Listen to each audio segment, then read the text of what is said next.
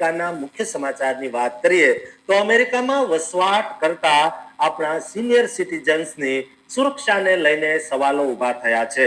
વડીલોએ આખી જિંદગી મહેનત કરીને જે કંઈ ભેગું કર્યું હોય તેને હવે ડિજિટલ લૂંટારા એ રીતે સેકન્ડોમાં લૂંટી રહ્યા છે કે તમને ખબર પણ ન પડે. કેવી રીતે ચાલે છે આખું કૌભાંડ તેની વિગતે વાત કરીશું. ઉપરાંતના સમાચારમાં જોઈએ તો યુરાનમાં યુદ્ધ છેડીને ફસાઈ ગયેલા ટ્રમ્પની નીતિનો ભોગ હવે અમેરિકાનો દરેક નાગરિક બનવા જઈ રહ્યો છે. આગામી 17મી એપ્રિલથી અમેરિકામાં વોર ટેક્સ લાગુ થવા જઈ રહ્યું છે, જેના કારણે હવે ઈસ્ટરની રજાઓમાં વતન જવા માંગતા લોકો પાસેથી પ્લેનની ટિકિટના ભાવ વધારે લેવામાં આવશે. આ સિવાયના જે ભાવ વધવાના છે તેની પણ વિગતે વાત કરીશું.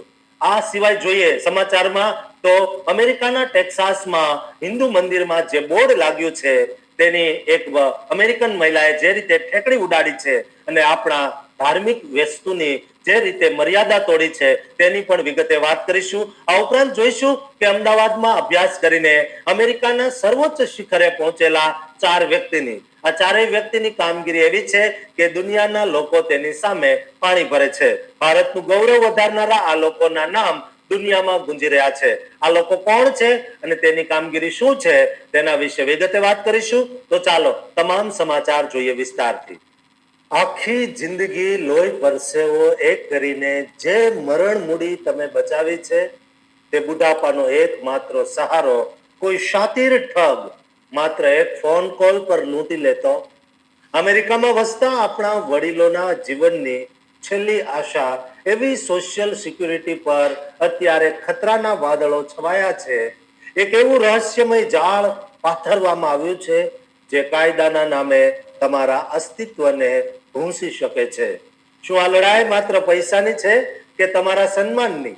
અત્યારે અમેરિકામાં વસતા 70 મિલિયનથી વધુ નિવૃત્ત લોકો અને ખાસ કરીને આપણા ભારતીય અને ગુજરાતી વડીલો માટે એક અત્યંત ગંભીર ચેતવણી સોશિયલ સિક્યુરિટી એડમિનિસ્ટ્રેશન એટલે કે SSA દ્વારા જાહેર કરવામાં આવી છે, જે સાંભળીને દરેક પરિવાર માટે અનિવાર્ય છે. આજે જ્યારે અમેરિકામાં કરોડો લોકો આ સોશિયલ સિક્યુરિટી પર નિર્ભર છે ત્યારે ઠગબાજો આ જીવન દોરીને જ નિશાન બનાવે છે. આ સ્કેમ એટલા ખતરનાક અને ચાલાક છે કે ગુનેગારો હવે SSA ના અસલી અધિકારીઓના નામ અને તેમના અસલી ફોટોનો ઉપયોગ કરીને લોકોને છેતરી રહ્યા છે, જેથી સામેવાળી વ્યક્તિને તે સાચું જ લાગે. ઇન્સ્પેક્ટર જનરલની ઓફિસે ચેતવણી આપી છે કે આ સ્કેમર્સ નિવૃત્ત લોકોને તેમના બેનિફિટના સ્ટેટમેન્ટ આપવાના બહાને સંપર્ક કરે છે અને પછી તેમની અત્યંત સંવેદનશીલ અંગત માહિતી અથવા તો મોટી રકમ પડાવી લે છે. SSA દ્વારા 4 મુખ્ય એવા સંકેતો બતાવવામાં આવ્યા છે જે તમારે અત્યારે જ ઓળખવા બહુ જરૂરી છે. પહેલો સંકેત એ છે કે આ લોકો ફોન કોલ કે ઈમેલ પર પોતાને સોશિયલ સિક્યુરિટી એડમિનિસ્ટ્રેશન જેવી મોટી અને પ્રતિષ્ઠિત સરકારી સંસ્થાના માણસ તરીકે ઓળખાવશે. ત્યારબાદ તેઓ કાં તો તમને બહુ મોટો ડર બતાવશે કે તમારા એકાઉન્ટમાં કોઈ ગંભીર સમસ્યા છે અથવા તો એવી લાલચ આપશે કે તમને કોઈ અજીબ અને મોટું ઇનામ લાગ્યું છે. આ સ્કેમની સૌથી મોટી ઓળખ એ છે કે તેઓ તમને તરત જ કોઈ પણ પગલાં લેવા માટે બહુ બધું દબાણ કરશે અને તમને જરા પણ વિચારવાનો કે તમારા પરિવારના સભ્યો કે સંતાનો સાથે વાત કરવાનો મોકો પણ નહીં આપે, કારણ કે તેમને ડર હોય છે કે જો તમે કોઈને પૂછશો તો તેમનો આ ભાંડો ફૂટી જશે. આ ઉપરાંત આ લોકો તમારી પાસે વાયર ટ્રાન્સફર અથવા તો ગિફ્ટ કાર્ડના નંબર માંગીને પૈસાની માંગ કરશે, જે કોઈ પણ સરકારી સંસ્થા ક્યારેય કરતી નથી. SSA એ સ્પષ્ટપણે ચેતવણી આપી છે કે તેમની એજન્સી ક્યારેય ફોન પર આવી રીતે તાત્કાલિક પેમેન્ટ કે પર્સનલ વિગતો માંગતી નથી. જો કોઈ તમને ગિફ્ટ કાર્ડ દ્વારા પેમેન્ટ કરવાનું કહે તો સમજી લેવું કે તે 100% કોઈ શાતીર સ્કેમર જ છે. આ લોકો એટલી હદે વંઠેલા છે કે તેઓ ઈમેલમાં અસલી કર્મચારીના આઈડી અને ફોટો મોકલીને તમારી વિશ્વસનીયતા જીતવાનો નીચ પ્રયત્ન કરે છે, જેથી જે વડીલો આર્થિક રીતે આ માસિક ચેક પર જ નિર્ભર છે તેઓ ગભરાઈને પોતાની બધી જ વિગતો આપી દે છે. આ માત્ર પૈસાની ચોરી નથી, પણ એક વડીલના આત્મસન્માન અને તેની આર્થિક સુરક્ષા સાથેનો બહુ મોટો ખેલ છે. વહીવટી તંત્રએ વડીલોને હૃદયપૂર્વક વિનંતી કરી છે કે અજાણ્યા નંબર પરથી આવતા આવા કોલ્સ કે શંકાસ્પદ લિંક પર ક્યારેય ભરોસો ન કરવો અને કોઈ પણ મોટું આર્થિક પગલું ભરતા પહેલા પોતાના ઘરે કે વિશ્વાસુ મિત્રો સાથે ચોક્કસપણે ચર્ચા કરવી. મોટા ભાગે જ્યારે કોઈ કાયદેસરની સમસ્યા હોય ત્યારે એસએસએ સત્તાવાર રીતે પત્ર વ્યવહાર કરે છે, નહીં કે ફોન પર આવીને ધમકીઓ આપે. આ માહિતી અત્યારે અમેરિકાના દરેક ગુજરાતી ઘરમાં પહોંચવી જોઈએ, જેથી કોઈ પણ દાદા દાદી કે નિવૃત્ત વડીલ પોતાની આખી જિંદગીની કમાણી આવા નરાધમોના હાથમાં ન ગુમાવે. સાવચેતી અને જાગૃતિ જ આ જટિલ સ્કેમથી બચવાનો અત્યારે એકમાત્ર અચૂક રસ્તો છે. દોસ્તો, આ વિડીયો તમે આપણા તમામ ગુજરાતીઓ જે અમેરિકા વસવાટ કરે છે તેમના સુધી પહોંચાડજો અને આ ચેનલને સબસ્ક્રાઇબ કરવાનું ચૂકતા નહીં. શું તમે ક્યારેય વિચાર્યું છે કે 7 સમંદર પાર ચાલતું યુદ્ધ તમારી બેગ અને તમારા ઘરના સામાનના ભાવ પર વધારી શકે? કોઈ સીધો ટેક્સ નથી, પણ તમારી મહેનતની કમાણી હવે ઇનડાયરેક્ટ વોર ટેક્સમાં હોમાઈ રહી છે. વિમાનની મુસાફરીથી લઈને એમેઝોન પરથી મંગાવતા નાના પાર્સલ સુધી બધું જ હવે મોંઘું થવા જઈ રહ્યું છે. આ આર્થિક સંકટ પાછળનું ભયાનક સત્ય જાણીને તમે ચોક્કસ સ્તબ્ધ થઈ જશો. ફેબ્રુઆરી 28, 2026 થી શરૂ થયેલા અમેરિકા, ઇઝરાયલ અને ઈરાન વચ્ચેના ભયાનક યુદ્ધે અત્યારે આખા વિશ્વના અર્થતંત્રને હચમચાવી દીધું છે. ખાસ કરીને સ્ટ્રેટ ઓફ હોર્મુઝમાં તેલની અવરજવર સાવ અટકી જવાથી વિશ્વના 20% તેલ પરિવહન પર અત્યંત ગંભીર અસર પડી છે. તેના કારણે ક્રૂડ ઓઇલની કિંમત $100 પ્રતિ બેરલને પાર કરી ગઈ છે અને જેટ ફ્યુઅલ, ડીઝલ તેમજ ગેસોલિનના ભાવમાં તોતિંગ વધારો થયો છે. જેટ ફ્યુઅલના ભાવ તો કેટલાક કિસ્સામાં લગભગ ડબલ થઈ ગયા છે. ભલે અમેરિકન સરકારે કોઈ સીધો વોર ટેક્સ નથી નાખ્યો, પણ એરલાઇન્સ અને એમેઝોન જેવા મોટા બિઝનેસ આ વધેલા ખર્ચનો બોજ હવે ગ્રાહકો પર નાખી રહ્યા છે, જેને મીડિયા અત્યારે ઇનડાયરેક્ટ વોર ટેક્સ અથવા પરોક્ષ યુદ્ધ ટેક્સ તરીકે ઓળખાવી રહ્યું છે. એપ્રિલના આ જ અઠવાડિયામાં 2 મોટી એરલાઇન્સે પોતાની બેગેજ ફીમાં ધરખમ વધારો કર્યો, જેની સીધી અસર ખાસ કરીને સ્પ્રિંગ બ્રેક અને સમર વેકેશનમાં ફરવા જનારા લોકો પર પડશે. જેટ બ્લુ એરવેઝે 30 માર્ચથી નવો ભાવ અમલમાં મૂક્યો, જેમાં ઓફ પીક સમયમાં પ્રથમ બેગની ફી $35 થી વધારીને $39 કરી દેવામાં આવી, જ્યારે પીક સમયમાં આ ફી $40 થી વધીને $49 થઈ ગઈ. તેવી જ રીતે યુનાઇટેડ એરલાઇન્સે પણ 3 એપ્રિલથી ટિકિટ ખરીદનારાઓ માટે પહેલી અને બીજી ચેક્ડ બેગ પર $10નો વધારો કર્યો છે. હવે ગ્રાહકોએ પ્રીપેડ માટે $45 અને ગેટ પર $50 ચૂકવવા પડશે. જો તમારી પાસે ત્રીજી બેગ હશે તો વધારાના $200 ખર્ચ કરવો પડશે, જે ખરેખર બહુ મોટી રકમ છે. માત્ર એરલાઇન્સ જ નહીં, પણ ઈ કોમર્સ દિગ્ગજ એમેઝોને પણ પોતાના સેલર્સ પર 17 એપ્રિલ 2026 થી 3.5% ફ્યુઅલ અને લોજિસ્ટિક સરચાર્જ લાદવાની સત્તાવાર જાહેરાત કરી દીધી છે.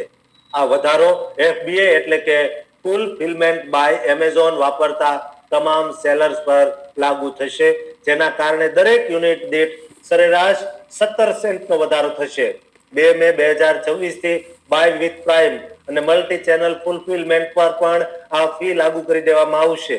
એમેઝોનનું કહેવું છે કે ડીઝલ અને ટ્રાન્સપોર્ટેશનના વધેલા ખર્ચને કારણે આ કઠિન નિર્ણય લેવો પડ્યો છે. આ આર્થિક સંકટની સૌથી વધુ અસર સામાન્ય ગ્રાહકો અને નાના વેપારીઓ પર પડી રહી છે. એરલાઇન્સની મોંઘી ટિકિટ અને બેગેજ ફી તેમજ એમેઝોન પર વસ્તુઓના વધતા ભાવ મધ્યમ વર્ગનું બજેટ સાવ ખોરવી રહ્યા છે. અર્થશાસ્ત્રીઓ આને કે શબ્દ અસર કહી રહ્યા છે. આને મોટા બિઝનેસ પોતાની ફી વધારીને પોતાનો નફો બચાવી શકે છે, પણ નાના વેપારીઓ માર્જિન ઘટવાને કારણે મજબૂર બની રહ્યા છે અને છેવટે ગ્રાહકોએ વધુ કિંમત ચૂકવવી પડે છે. આ યુદ્ધની આડકરી અસરો અત્યારે અમેરિકામાં વસતા દરેક ગુજરાતી અને ભારતીય પરિવારના ખિસ્સા પર સીધી તરાપ મારી રહી છે. વિદેશમાં વસતા આપણા લોકો જેઓ ઈસ્ટર ટ્રાવેલ સિઝનમાં પોતાના વતનની મુલાકાતે આવવાનું વિચારી રહ્યા છે, તેમના માટે આ મુસાફરી હવે બહુ ખર્ચાળ સાબિત થશે. ગેસોલીનના ભાવમાં જે $1 પ્રતિ ગેલનનો વધારો થયો છે તેને લોજિસ્ટિક અને ટ્રાન્સપોર્ટ ખર્ચને નવી ઊંચાઈએ પહોંચાડી દીધો છે. આ ઇનડાયરેક્ટ વોર ટેક્સ અત્યારે એક એવી આર્થિક કટોકટી સર્જી રહ્યો છે જેના કારણે મધ્યમ વર્ગની બચત સાવ ધોવાઈ રહી છે. તેલની આ અસ્થિરતા ક્યાં સુધી ચાલશે તે તો સમય જ બતાવશે, પણ હાલ પૂરતું તો આ યુદ્ધની કિંમત સામાન્ય અમેરિકન નાગરિકોએ ચૂકવવી જ પડી રહી છે, જે ખરેખર એક દુઃખદ વાસ્તવિકતા છે. દોસ્તો, જે લોકો અત્યારે ટ્રાવેલ કરવાનું વિચારી રહ્યા છે કે ટિકિટ લેવાનું વિચારી રહ્યા છે તે તમામ લોકો સુધી આ વિડીયો શેર કરજો, અને એમેઝોન પર ખરીદી કરવાનું વિચારો છો તો અત્યારે જ કરી લેજો, અને એમને પણ આ વિડીયો શેર કરજો અને આ ચેનલને સબસ્ક્રાઇબ કરવાનું ચૂકતા નહીં. અમેરિકામાં ફરી એકવાર આપણા મંદિરની ઠેકડી ઉડાડવામાં આવી છે. મંદિરમાં તમે પગ મૂકો અને ત્યાં ભગવાન પાસે માત્ર શાંતિ નહીં પણ તમારા વિઝા અને નોકરી માટેની સત્તાવાર અરજીના આશીર્વાદ માંગવામાં આવતા હોય તો ટેક્સાસના એક પવિત્ર ધામમાં લાગેલી આ નાનકડી નોટિસે આખા અમેરિકામાં એવો વૈચારિક ભૂકંપ લાવી દીધો જેણે પશ્ચિમી સંસ્કૃતિ અને ભારતીય આસ્થા વચ્ચે એક મોટી જંગ છેડી દીધી છે. આ રહસ્યમય પોસ્ટ પાછળની અસલી લડાઈ અને લોકોનો આક્રોશ જાણીને તમે પણ દંગ રહી જશો. અમેરિકાના ટેક્સાસમાં આવેલું એક ભારતીય મંદિર અત્યારે આખા વિશ્વમાં ચર્ચાનું કેન્દ્ર બન્યું છે, અને તેની પાછળનું કારણ છે એક અમેરિકન મહિલાની સોશિયલ મીડિયા પોસ્ટ. આ ઘટના ત્યારે બની જ્યારે સાવાના હર્નાન્ડીઝ નામની એક મહિલા ટેક્સાસના એક હિન્દુ મંદિરમાં ગઈ અને ત્યાં પ્રવેશતાની સાથે જ તેણે એક એવું બોર્ડ જોયું જેની તેણે ક્યારેય કલ્પના પણ કરી નહોતી. આ બોર્ડ પર લખ્યું હતું કે અહીં તમે તમારા સારા સ્વાસ્થ્ય, નોકરીના વિઝા અને અન્ય કોઈ પણ સમસ્યા માટે ભગવાનના આશીર્વાદ મેળવી શકો છો. આ વાંચીને સાવાના સ્તબ્ધ થઈ ગઈ અને તેણે તરત જ તેનો ફોટો પાડીને એક્સ એટલે કે ટ્વિટર પર શેર કર્યો. તેણે લખ્યું, હું હજુ પણ આઘાતમાં છું કે ટેક્સાસના એક ભારતીય મંદિરમાં મેં જે પહેલી વસ્તુ જોઈ તે નોકરીના વિઝા માટેના આશીર્વાદ હતા. તેની આ પોસ્ટ જોત જોતામાં વાયરલ થઈ અને ઇન્ટરનેટ પર એક બહુ મોટી સાંસ્કૃતિક ચર્ચા શરૂ થઈ. કેટલાક લોકોએ સાવાનાની જેમ આશ્ચર્ય વ્યક્ત કર્યું, પણ મોટા ભાગના લોકો અને ખાસ કરીને ભારતીય સમાજે આ પ્રથાનો બહુ મજબૂત રીતે બચાવ કર્યો. લોકોનું કહેવું છે કે ભારતની સંસ્કૃતિમાં ભગવાન પાસે સ્વાસ્થ્ય, નોકરી અને પરિવારના ભલા માટે પ્રાર્થના કરવી એ બહુ સામાન્ય અને વર્ષો જૂની પરંપરા છે. જ્યારે કોઈ ઇમિગ્રન્ટ્સ વિદેશમાં પોતાનું નવું જીવન શરૂ કરતો હોય ત્યારે તેના માટે નોકરી અને વિઝા એ સૌથી મોટી વ્યવહારુ સમસ્યાઓ હોય, અને આવા સમયે પોતાના ઈષ્ટદેવ પાસે મદદ માંગવી એમાં કશું ખોટું નથી. એક યુઝરે સાવાનાને બહુ કડક શબ્દોમાં જવાબ આપતા લખ્યું કે આમાં તારે શું લેવા દેવા, અને શું તારા ધર્મમાં એવો કોઈ નિયમ છે કે ભગવાન પાસે માત્ર અમુક જ વસ્તુઓ માંગી શકાય? પ્રાર્થના ગમે તે બાબત માટે હોઈ શકે. અન્ય એક વ્યક્તિએ બહુ રમૂજી પણ સચોટ વાત કરતા કહ્યું કે મંદિર એ કોઈ મ્યુઝિયમ નથી, પણ તે વાસ્તવિક જીવનની સમસ્યાઓના ઉકેલ માટેનું સ્થળ છે. જો લોકો ભગવાન પાસે સ્વાસ્થ્ય, નોકરી અને વિઝા માટે પ્રાર્થના નહીં કરે તો શું તેઓ સ્ટોક માર્કેટની ટિપ્સ માંગશે? સોશિયલ મીડિયા પર પ્રતિક્રિયાઓનો ધોધ વછૂટ્યો છે અને લોકો કહી રહ્યા છે કે આવા લોકોને મંદિરમાં પ્રવેશ જ શા માટે આપવો જોઈએ. આ જ કારણ છે કે ભારતીય સમાજ અમેરિકામાં સતત પ્રગતિ કરી રહ્યો છે, કારણ કે તેઓ પોતાની સમસ્યાઓને ભગવાનના ચરણે ધરે છે અને મહેનત કરે છે. કેટલાક યુઝર્સે તો સાવ નાની પોતાની ઓળખ પર પણ સવાલ ઉઠાવ્યા છે અને કહ્યું છે કે એક હિસ્પેનિક મહિલા થઈને ભારતીય સંસ્કૃતિ પર ટિપ્પણી કરવી એ બહુ વિચિત્ર છે.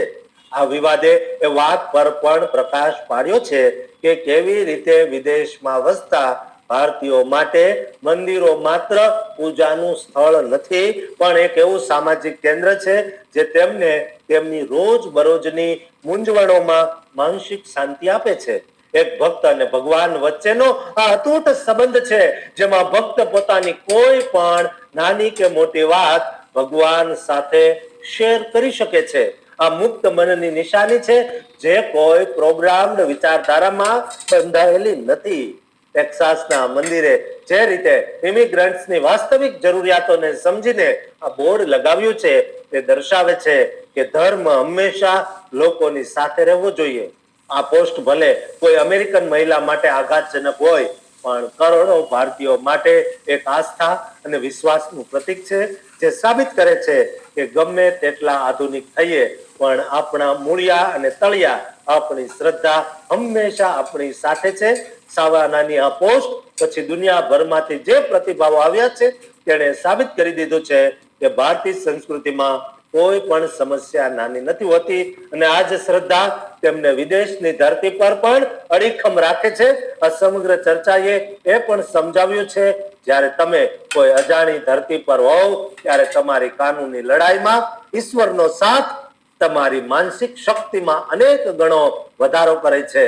ભારતીય સમાજના લોકો આ પોસ્ટને એક સન્માન તરીકે જોઈ રહ્યા છે, કારણ કે તે બતાવે છે કે ભારતીયો ગમે ત્યાં જાય પણ પોતાની સંસ્કૃતિ અને પોતાની પ્રાર્થનાની રીતને ક્યારેય છોડતા નથી.